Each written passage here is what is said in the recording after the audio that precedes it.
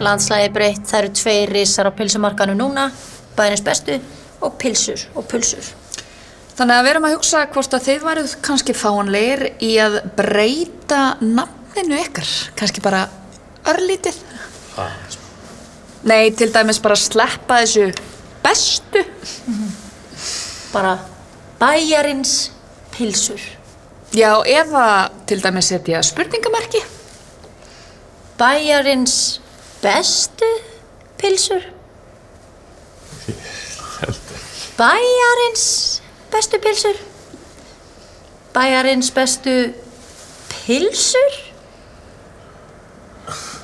Nei, ég meina það náttúrulega bara augljóst að við erum kannski með töluvert meira spennandi úrval af pulsum. Já, það eru 16 tegundir á matseðlinum okkar. Hvað eru eftir margar á matseðlinum ykkar? Nei, alveg rétt, þið er ekki með matseðil.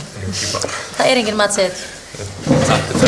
Takk Það er ekki til. Já, Þið gerðu hann aldrei.